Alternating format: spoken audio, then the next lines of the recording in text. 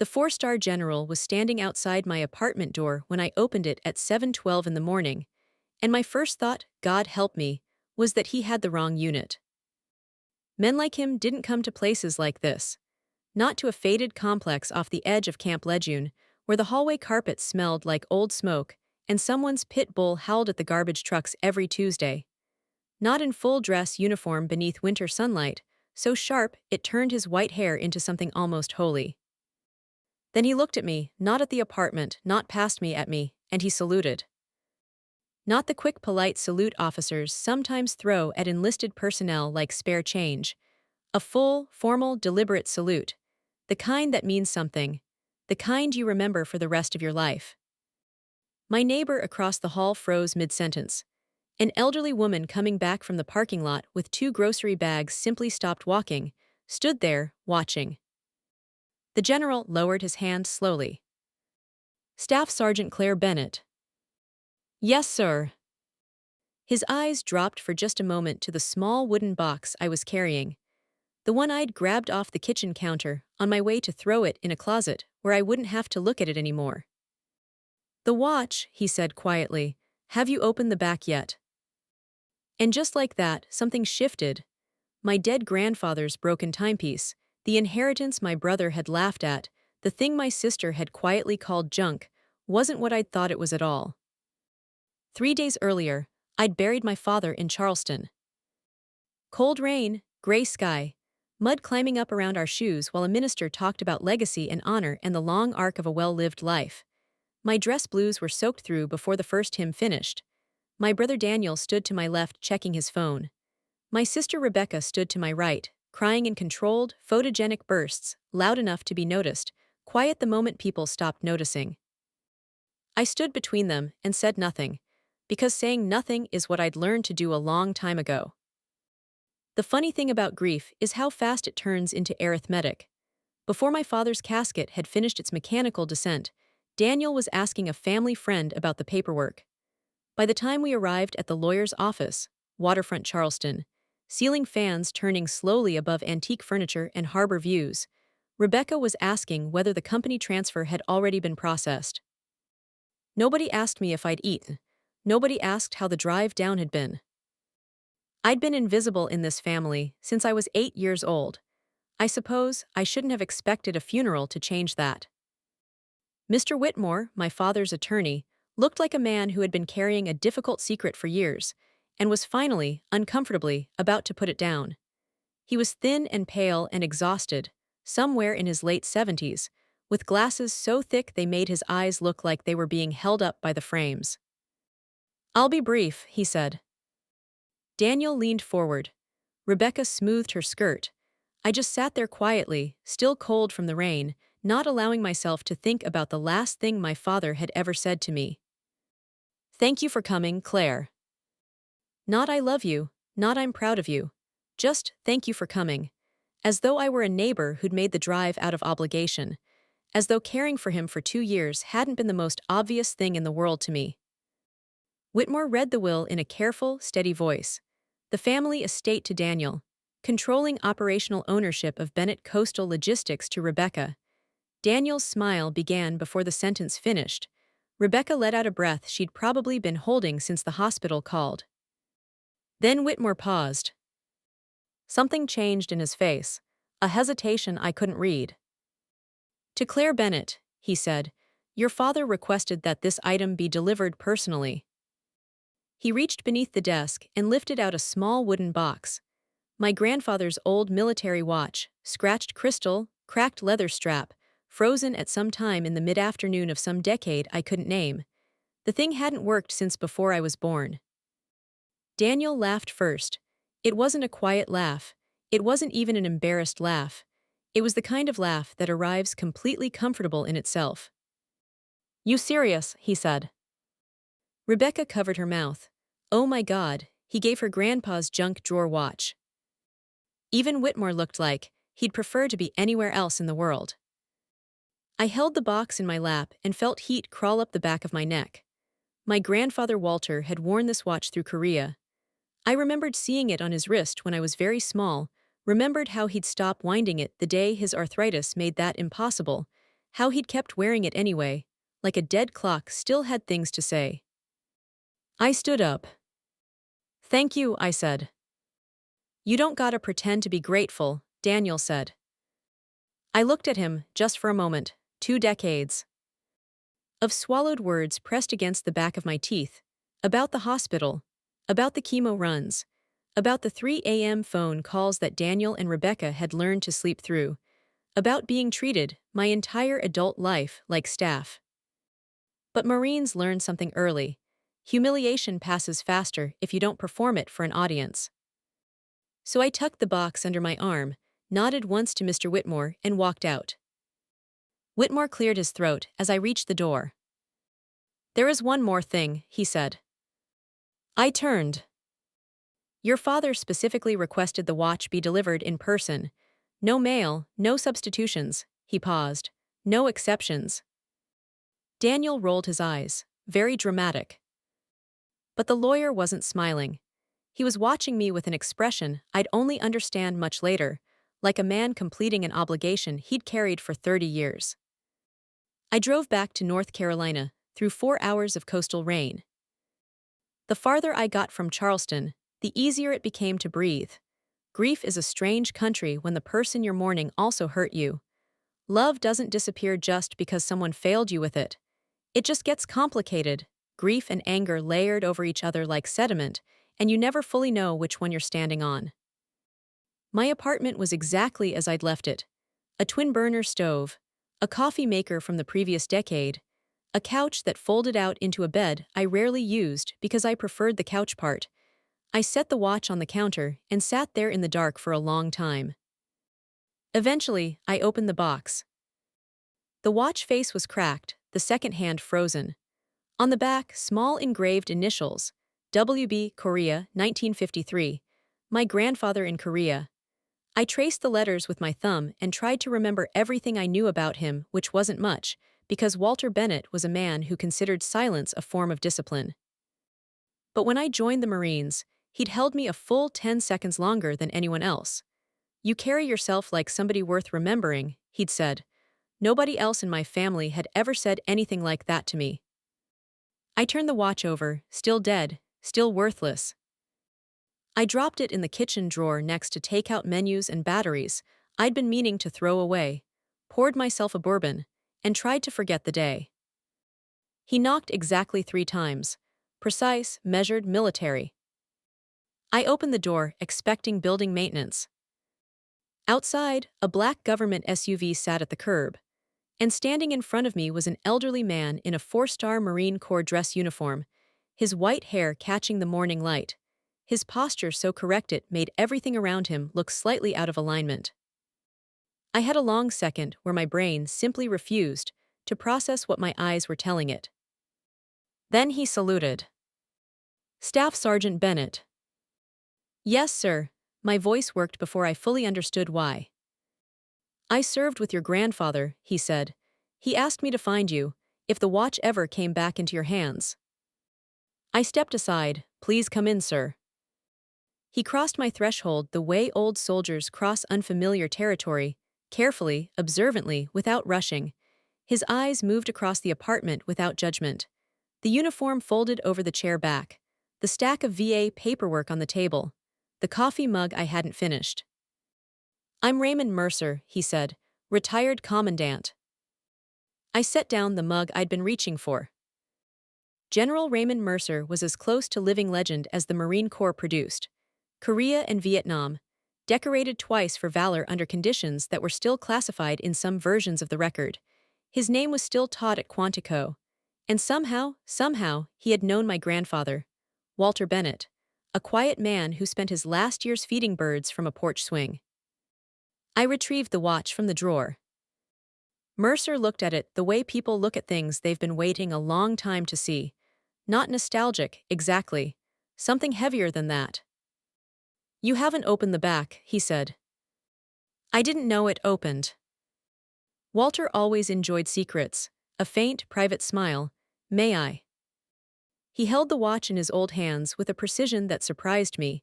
His fingers moved along the edge near the winding dial, found something I hadn't, and pressed. A soft click echoed in my quiet kitchen. The back panel swung open. Inside, a strip of yellow paper, folded down to the width of a finger, thin as a cigarette paper. Hidden there for what? Decades. You should be the one to open it, Mercer said. The paper was brittle. The ink had faded to the color of an old bruise. 3 items in my grandfather's handwriting, a set of coordinates, a safety deposit box number, and a single sentence. For the one who understands service. I looked up slowly. What is this? Mercer removed his cap and held it in both hands. For a moment, he looked his full age, 90-something years of weight sitting visible on his shoulders. Your grandfather saved my life in Korea, he said. Sit down. And there's a great deal I need to tell you. Outside, rain found the window. Inside, General Raymond Mercer sat at my small kitchen table and told me the truth about my family. December 1952, the Chosin Reservoir, cold so complete it turned breath into ice before it left your body. Mercer had been 19 years old and convinced, the way only teenagers can be convinced, that he was ready for war. My grandfather was his platoon sergeant. Meanest man I ever respected, Mercer said, with the particular warmth reserved for people who made you better by refusing to let you be worse. During a classified reconnaissance mission, still partially sealed in military records, their unit walked into an ambush. 3 Marines died in the first exchange. Mercer took shrapnel in the leg. Enemy soldiers were closing the perimeter. Walter Bennett could have left him. In the calculus of survival, with wounded slowing movement and hostiles closing in, it would have been a defensible decision. Instead, my grandfather picked him up and carried him 2 miles across frozen terrain under active fire. When rescue finally reached them, Walter Bennett had severe frostbite in both hands. Permanent damage. That was why his fingers shook. That was why he'd stopped being able to wind the watch. That was why his hands trembled every time I remembered reaching up to hold one as a child. I sat quietly with that for a moment. My father, I said, did he know? Mercer hesitated. Yes. Something tightened in my chest. The mission remained classified for years, he continued. By the time the records cleared, Walter didn't care about medals, he never spoke about it. But my father knew. Your father admired Walter deeply. Mercer looked at me carefully. I also believe he spent his entire life feeling smaller than him. That landed differently than I expected. Because suddenly, in a flash of understanding that almost hurt, my father made more sense than he ever had. The need for status, the obsession with appearances, the way he'd always reached for the version of success that could be photographed and displayed, as though trying to construct, brick by brick, a monument he could point to and say, I was here, I mattered.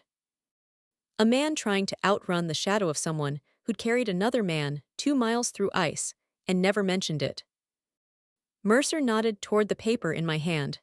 Your grandfather established that deposit box decades ago. He told me only one of his grandchildren would ever deserve to open it. He paused. I believe he made his determination early. I almost laughed. Mercer's expression confirmed it wasn't my brother.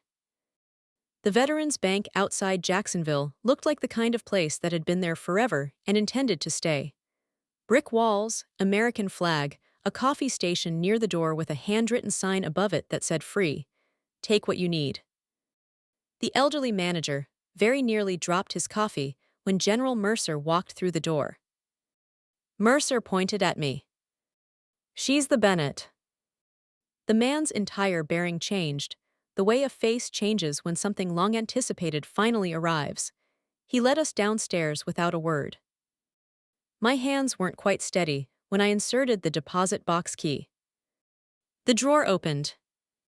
Inside, sealed envelopes, military documents, photographs, and stock certificates, more than I could count at a glance, more than seemed possible for a man who'd spent his retirement on a porch swing. Bennett Coastal Logistics, Mercer said.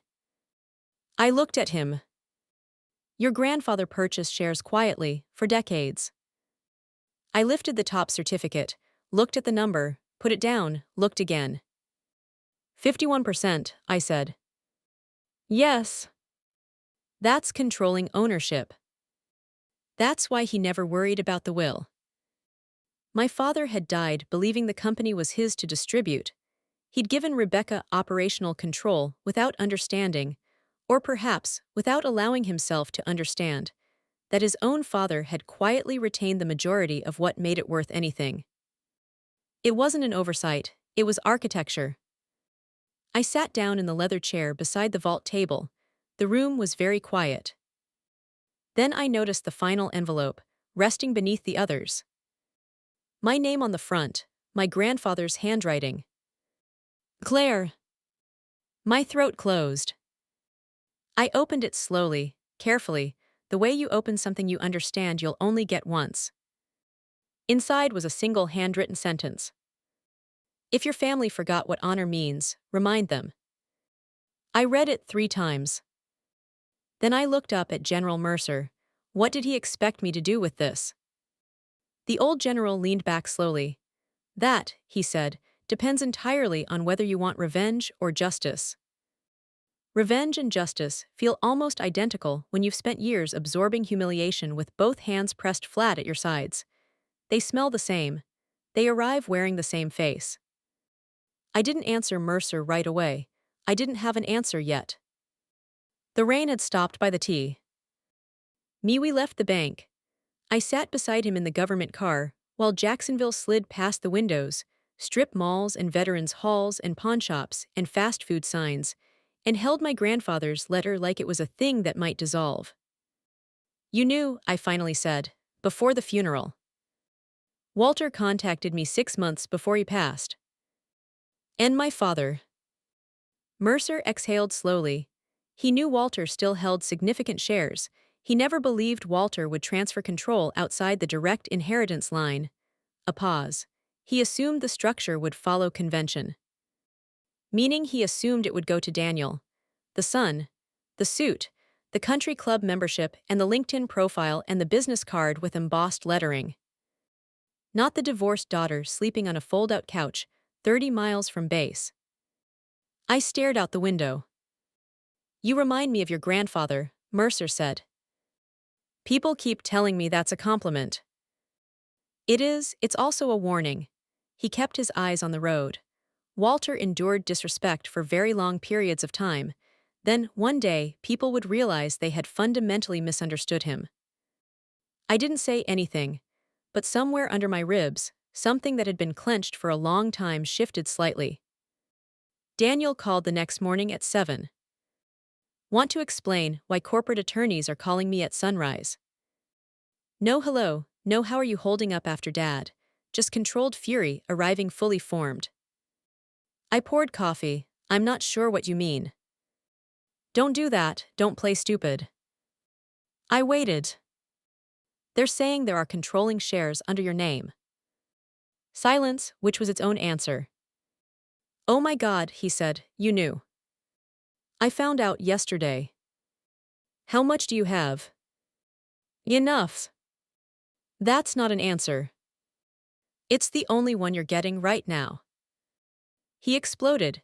He accused me of manipulating our father during his illness, of engineering this, of always playing the martyr to make himself and Rebecca look small. I let it run until it exhausted itself. Then, quietly, Daniel, I was cleaning up after him at 3 in the morning while you were at the club. I sat through his chemo. I managed his medications for 8 months. You came to Charleston twice last year. Silence. You always do this, he finally said. Act morally superior because you joined the Marines. That one hit. Not because it was cruel, but because he genuinely believed it. In his mind, my service wasn't sacrifice, it was judgment. A choice I'd made specifically to make him feel inadequate. I never wanted superiority, I said quietly. I wanted to be treated like I existed. A long pause. Then, what are you going to do? I looked at the watch on the counter, frozen, silent. I haven't decided yet. Rebecca called that afternoon, and her voice was different, thinner, stripped of its usual social polish. This wasn't performance grief. This was the real thing. Claire, please tell me you're not trying to destroy us. I'm not trying to destroy anyone. There are rumors already. Investors are calling. People are saying the company's financially unstable. Something in the way she said that. A hesitation. A shape of information she was choosing not to hand me. Rebecca, what is Daniel hiding? Nobody's hiding anything. Rebecca. The long pause of someone calculating what truth costs versus what concealment costs. He borrowed against future shipping contracts, she finally said. Last year. How much? A lot. How much? Her voice cracked. Almost 40 million. I sat down. He was expanding, she added too quickly. New routes, acquisition targets, port infrastructure. He was gambling. Silence. If creditors panic, she whispered, we could lose everything. Not just us, the dock workers, the drivers, people who have spent their whole careers at that company. Their retirement accounts. I rubbed my eyes slowly. This was no longer about inheritance. It was no longer even about my family. This was responsibility. Mercer took me to dinner at a quiet place near the water. Warm light, older couples, the particular silence of people who have earned their evenings. He cut into his fish and waited. Daniel buried the company in debt, I said. He nodded like this didn't surprise him. Men who inherit too much often mistake confidence for wisdom. It might be worse than 40 million. How much worse? She didn't give me a hard number, which means she doesn't know, which means it's worse. We sat with that. Do you know why your grandfather chose you? Mercer asked. Because I served. No, he looked at me steadily. Because you understand duty after the applause disappears. I looked at my hands. Your brother loves power, your sister loves comfort, but you, he tapped the table once. You stay when things become painful. I didn't respond immediately. Because all my life, staying had felt like failure. Staying to care for my father when my siblings found reasons not to. Staying in a marriage long after T had become two people enduring the same address. Staying in difficult assignments because someone had to. Maybe staying mattered. Maybe someone had noticed. Mercer slid a folded newspaper clipping across the table. A draft not yet published. Headline, Forgotten Korean War Hero Saved Future Marine Commandant. The classified mission finally revealed. An old photograph beneath it. My grandfather, young, hard-eyed, serious, standing beside a much younger version of the man across from me. You're releasing this, I said. Yes. Why now? Mercer's expression shifted. I saw briefly the iron underneath, the man who had commanded wars. Your family built their reputation on money, he said quietly. It's time they remembered whose blood built it first. The article landed like a stone in still water. By the following morning, Walter Bennett's photograph was everywhere. Veterans' newsletters, Marine Corps forums, local papers from Charleston to Wilmington, 3 television stations. My phone filled with notifications before I'd finished my first cup of coffee. An old sergeant from Ohio called and cried for 4 minutes while thanking a man who died 3 years ago. Meanwhile, Daniel left 6 voicemails before 9 in the morning. The last one was 2 words, get here. Bennett Coastal Logistics Headquarters occupied a glass building near the Charleston port. Polished, expensive, and precisely the kind of monument my grandfather would have walked past without a second glance. When I stepped off the elevator onto the executive floor, wearing civilian clothes with the watch in my jacket pocket, conversations stopped. People recognized the eyes, if not the face. Someone whispered something I didn't catch. Daniel was pacing outside the conference room. Rebecca sat beside the window, pale as winter light. You went public, Daniel said. I didn't leak anything, Mercer told the truth. The stock dropped 9% this morning. That's not because of the article. That's because investors are discovering your debt exposure. How much is it actually? Daniel looked away. Rebecca closed her eyes. How much, Daniel? 58 million. The number sat between us, like something physical. What were you thinking? I was expanding. You were trying to turn a family shipping company into something it was never meant to be, and you used money that wasn't yours to bet on it. His face went red. You think you understand this business because an old man handed you some paperwork. I understand consequences, I said, because I've spent my adult life living inside them. That quieted him in a way that shouting couldn't. The board meeting took 4 hours. I learned more about the company that afternoon than my father had told me in 38 years. Shipping routes, insurance exposure, pension obligations, contractor relationships. Underneath all of it, the shape of what Daniel had done. Not theft, not fraud, but something almost sadder. A man trying desperately to build something impressive enough to justify the weight of inheriting his father's name. Midway through, Daniel looked at me and said, "You always thought you were better than us." The room went quiet. When? I asked. What? Name a time. When did I act better than you? He stared at the table. I drove 4 hours each way, every other weekend for 2 years, I said. I managed his medications. I handled the hospice paperwork. I was in that hospital when he died. I kept my voice level. Where were you? Rebecca was crying quietly. Real tears, the kind with no audience in mind. After a moment she whispered, I couldn't handle seeing him like that. That was honest. For the first time in years, that was actually honest. Daniel shook his head slowly. He never needed me the way he needed you. I looked at him, really looked. You were always his favorite, he muttered. He counted on you, he relied on you, I never got that. And for a moment, just a moment, I didn't see my brother, the executive. I saw a man who'd spent his whole life competing against a ghost. A man who'd inherited his father's fear of inadequacy along with everything else. Your father spent his life feeling smaller than Walter. Maybe Daniel had inherited that too. I didn't remove him that night. It surprised everyone in the room, including Daniel. I asked for 48 hours. 2 days to read every document myself.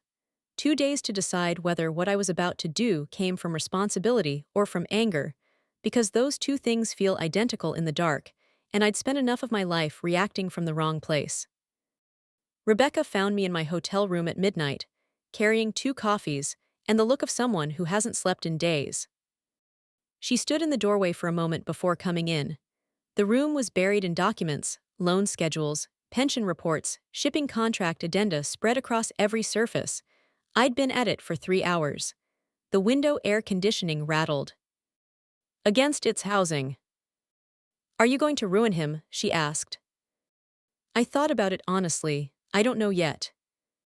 She came in and sat at the foot of the bed, moving a stack of papers aside. We drank coffee in silence. Not the comfortable silence of people who don't need to talk, the strained silence of 2 people who have never quite learned how. Do you remember when Dad brought us here for the shrimp festival? She said eventually. When we were little, before the company got so big. I did, our father laughing on the waterfront, unguarded, actually present. A version of him that didn't show up often. He was different when things were smaller, I said. He was different when he had less to protect. Rebecca turned the coffee cup slowly in her hands. Can I ask you something honestly? You can try. Did you ever feel like we were raised to love the idea of the family more than each other? The question landed precisely. Yes, I said. She nodded, staring at the floor. I've been thinking about that since the funeral, about all the things we never said, about how everything always looked perfect from the outside. A long pause. And inside everyone was just maintaining distance and calling it dignity. I put down the spreadsheet. What did Daniel tell you? I asked carefully, before all this came out, about how the company was doing. He told me it was fine. He always told me it was fine. She exhaled slowly. I let him because I didn't want to know. That's the honest version. And what do you think now? Rebecca looked at me with an openness I hadn't seen from her in years. I think he genuinely believed he was saving it, she said quietly. Not stealing, not grandstanding. He thought if he could just make it big enough, successful enough, impressive enough, it would finally be safe. That nothing could touch it. She paused. He learned that from Dad. People destroy things chasing approval all the time, especially from fathers who are gone. I drove to my father's grave the next morning, alone. The cemetery was still and gray, moss hanging from the oaks like something the trees had been too tired to shake off. Magnolia petals had fallen overnight and lay browning on the path. It was early enough that I was the only person there, which was what I wanted. I stood at the headstone for a long time. No flowers for me, I hadn't thought to bring any. Someone had left a small bouquet at the base, petals just beginning to turn. Rebecca, probably. That surprised me less than it might have a week ago. I crouched and brushed some loose dirt away from the stone. Thomas Bennett, beloved father. Gravestones simplify people terribly. They don't mention the midnight calls, the hospital parking garages, the way a man can love you and still make you feel invisible in the same breath. I pulled the watch from my jacket pocket. Still frozen. Still stopped at whatever moment in 1953 the mechanism had finally given out, which I now understood meant the Chasen Reservoir, the cold, the frostbite, the hands that never quite worked right again afterward. My grandfather had worn it anyway, every day, a stopped watch on a damaged wrist because the story it told wasn't over. Why me? I asked. I asked it aloud, even though I was alone, because some questions need to hear themselves spoken. The wind moved through the Spanish moss. The cemetery stayed quiet. I let myself admit, standing there, the thing I'd been keeping carefully to the side. I hadn't wanted the company. I hadn't even particularly wanted the money. What I'd wanted, what I'd been wanting since I was about 8 years old, was to be seen. To feel chosen. Not because I'd made myself useful, not because I'd stayed when others hadn't, not because I was the reliable one, the capable one, the one who didn't need anything. Just chosen, just loved openly without conditions. Some parents can't do that. The damage sits between the feeling and the expression like a wall they don't know how to stop building. Knowing that doesn't make it hurt less. It just changes the shape of the hurt, from a wound to a sadness, which is duller but somehow harder to carry. I stood there until my knees started to ache. Then I straightened up, put the watch back in my pocket, and walked to my car. There was work to do. The board reconvened at 3 o'clock. I remained standing. I've reviewed the financial exposure, I said. The company can survive, but not the way it's been run. Relief flickered briefly across several faces. Effective immediately, Daniel Bennett is removed as CEO. Daniel shut his eyes, not shocked, defeated. He will not face public fraud accusations. That surprised the attorneys. I looked at my brother directly. You made reckless decisions. You buried this company in debt chasing something you thought would finally be enough, but you were trying to save it, not steal from it. That matters. The room was very quiet. The debt will be restructured. Expansion Pro. Checks frozen. Executive bonuses suspended until employee pensions are fully stabilized. I watched the board members' faces carefully. Let them sit with the word pensions. No layoffs of dock workers or drivers. Executive salaries are reduced first. Several board members looked openly irritated. My grandfather would have enjoyed that part. Daniel and Rebecca will remain with the company, salaried operational roles, under oversight. Daniel's head came up. You're keeping us. Yes. After everything. After everything. Rebecca spoke softly. Why? The honest answer came out before I could filter it. Because Grandpa gave me responsibility, not permission to become cruel. That evening, I met Mercer at the marina.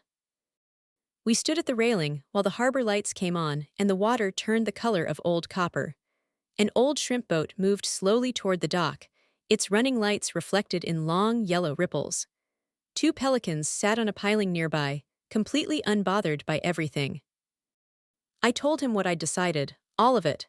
The restructuring, the demotions, the pension priority, Daniel staying.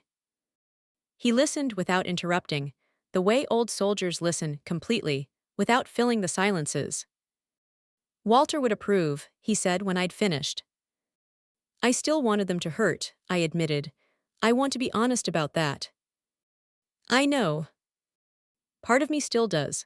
I sat in that conference room this afternoon and watched Daniel's face when I said the word CEO, and I felt something I'm not particularly proud of.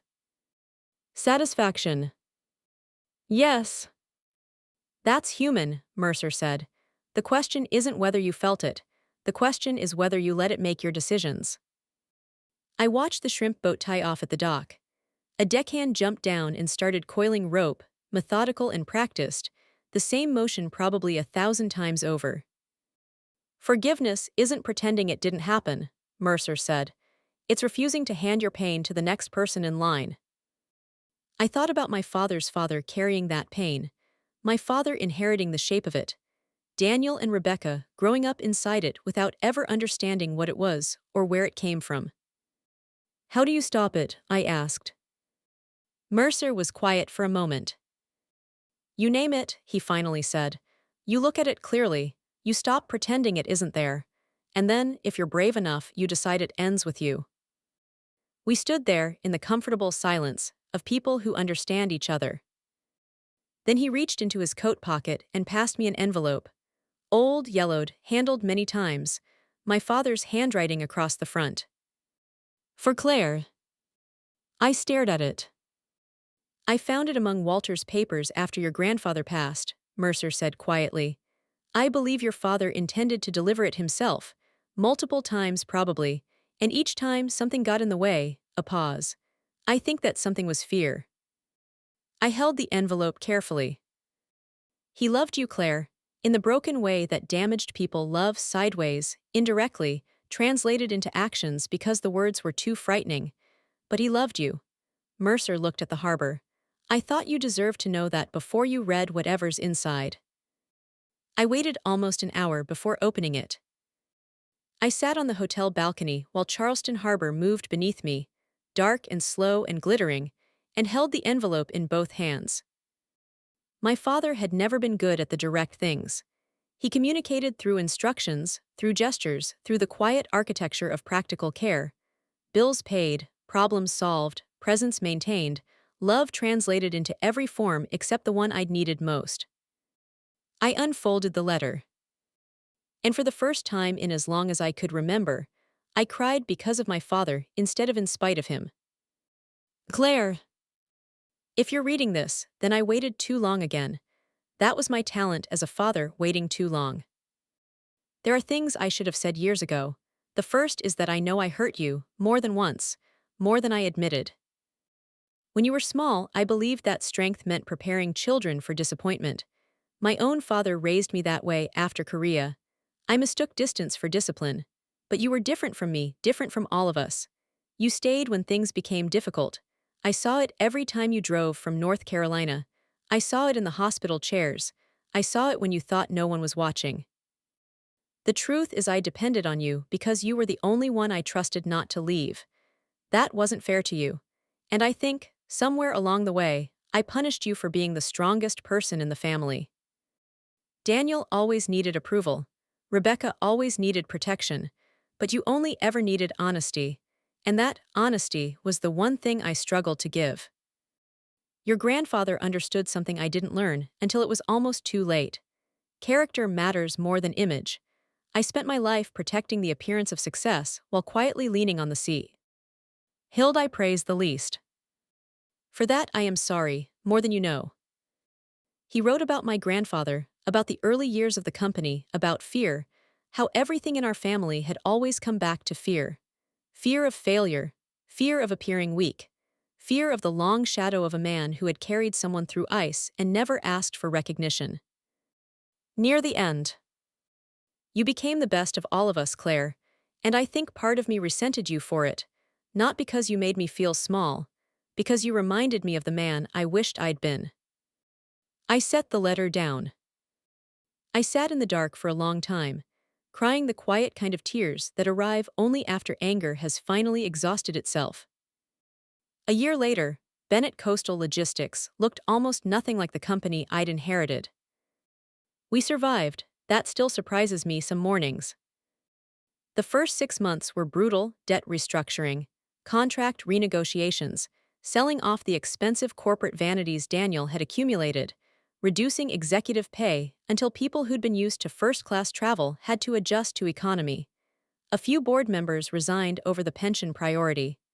I wrote them very polite goodbye notes. The dock workers started acknowledging leadership again. Drivers sent handwritten cards after retirement protections were restored.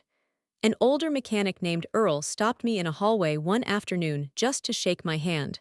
He held it with both of his. "Your granddaddy would be proud," he told me. That meant more than any corporate award could have. More than the favorable restructuring terms we eventually negotiated. More than the quarter where we finally returned to operational profitability. More than all of it. Daniel changed, too. Slowly, in ways that looked painful and genuine, which is the only kind of change that actually holds. For the first 3 months after losing the title, he barely spoke during meetings. He did the work. He completed everything assigned to him. He didn't push back, didn't maneuver, didn't try to rebuild his position by accumulating allies the way I half expected him to. He just worked, quietly, without the performance that had surrounded him his whole adult life. Then one afternoon in late August, I passed the loading dock and found him there in the heat helping the crew unload a late shipment. Work boots. Company t-shirt. Sleeves rolled to the elbow. No cameras, no observers, no reason to do it except that extra hands were needed and he had two. He noticed me watching and looked briefly embarrassed, like someone caught being decent. "I forgot what this company actually does," he said. I nodded, "Yeah." Grandpa never forgot. No, I agreed, he didn't. We didn't say anything else, we didn't need to. Rebecca transformed differently, in smaller, private ways that were easy to miss if you weren't paying attention, which I was. She started volunteering with a military widow support program through one of the company's charitable partnerships. Quietly, no press releases, her name absent from the acknowledgement lists. She drove to the program's office on Wednesday afternoons and sat with women whose husbands hadn't come back from places with names most people couldn't find on a map. Most people at the company never knew she was doing it. One evening over dinner, about 8 months into the restructuring, she said something that stayed with me long after the plates were cleared. "I used to think kindness was something weak people leaned on," she said. "People who didn't have anything else going for them." A pause. She turned her wine glass slowly. "Now I think it might be the hardest thing any of us ever does, because it costs something every single time, and nobody ever actually thanks you for it." She wasn't performing the insight. She was working it out in real time, right in front of me, which for Rebecca was a kind of courage I hadn't previously associated with her. "It's worth it anyway," I said. She looked at me across the table. "How do you know?" "Because Earl shook my hand," I said, "and it felt like enough." She didn't say anything for a moment. Then, "I think I've been chasing enough my whole life and looking in the wrong direction." I think we all had been. General Mercer passed away 11 months after my father. 93 years old, peacefully in his sleep, at the veterans' home outside Bethesda where he'd spent his last 2 years. The call came on a Sunday morning while I was reading on my porch, coffee going cold beside me. I sat with the news for a while before I moved.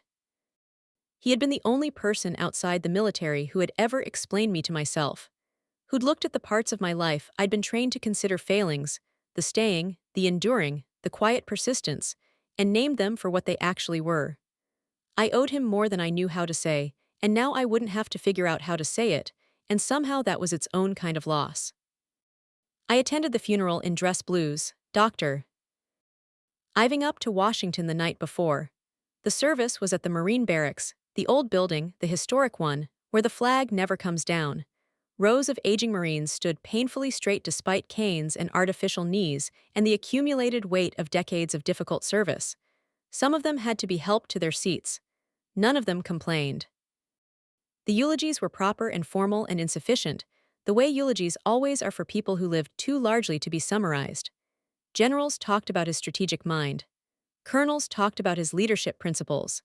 A retired sergeant major, voice cracking only once, talked about what it felt like to be a young Marine under Mercer's command, the particular combination of fear and absolute confidence that he inspired. Nobody mentioned Korea in the way it deserved to be mentioned. The cold and the ice, and a 19-year-old boy being carried 2 miles by a man who would never fully use his hands again. But I knew, and knowing felt like something I was holding on behalf of everyone in that room who didn't. Taps played in the cold air like something final and necessary. I kept my eyes forward and let it move through me. Before the service ended, an officer I didn't recognize found me near the back of the assembly and handed me a small sealed package. Mercer's name on the outside, my name below it. His instructions, prepared ahead, delivered after. I waited until I was back in my car, alone in the parking structure, before I opened it. Inside sat my grandfather's watch. Repaired, fully restored. The crystal replaced, the leather strap new, the mechanism cleaned and calibrated and running.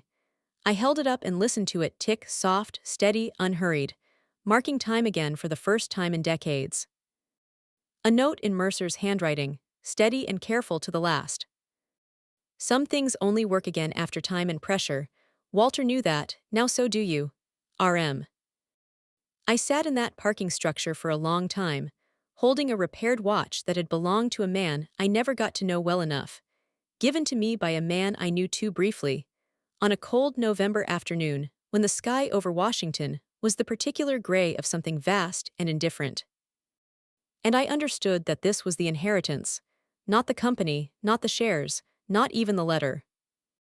This, the knowledge that damage isn't permanent, that things which have stopped can be restarted, that time and pressure, applied with patience, can restore what seemed irreparably broken. I put the watch on my wrist. It fit perfectly. I drove home. I wear the watch every day now. Not because it's valuable, though it is. Not because it belonged to my grandfather, though it did. I wear it because every time I look down at it, I remember what inheritance actually means. Not the things left behind, the money, the property, the legal documents in a safety deposit box. The real inheritance, how you carry yourself when no one is applauding, whether you stay when staying is hard, whether you use power to punish or to repair. Last month we had dinner at Rebecca's house. Nothing formal, pot roast, cornbread, sweet tea, the kids running around the backyard until dark. Daniel complained about his back after a week of warehouse work. Rebecca laughed too loudly at one of my terrible Marine jokes. Nobody was performing anything. Halfway through dessert, Daniel looked at me across the table. "I used to think Grandpa gave you that watch because he loved you more," he said. I set down my fork. "What do you think now?" He was quiet for a moment, not the defensive quiet he used to fill rooms with, the other kind. "I think he gave it to you because he trusted you more." He met my eyes. "I think that's different."